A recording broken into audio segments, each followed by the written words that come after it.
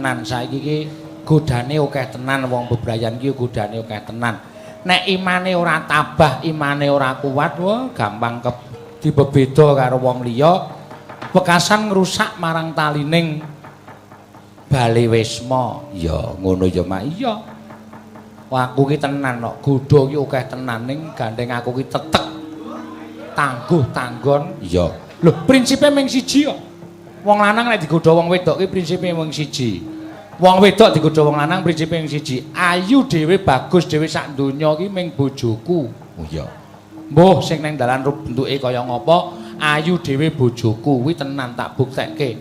Ana wong nganggo miyo, rok mini putih mulus kae, rambute disemir ge ayune ra jamak-jamak. Ngelirik aku langsung mlengos. Ayu bojoku batinku ngono. Iya. Bareng tak tileki ning omah ki ayu wonge mau enak. Ya terus tak goleki. Oh. Edan kowe iki. Aku ki sok arep kepengin tutur-tutur ning jane awakku dhewe ki sok ora iso nglakoni dadi ndak malah ora becik ya Nak. Iya, ngono ya Mak. Iya.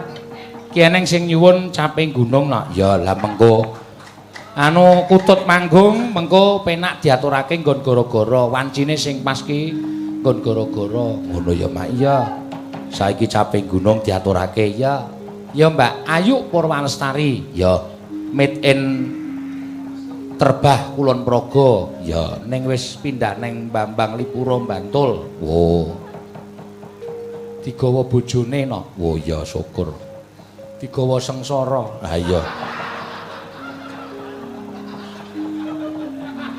kok digawa sengsara bojone ya melu sing demung kae nok sing gleleng ya ganteme entuk ana aja kok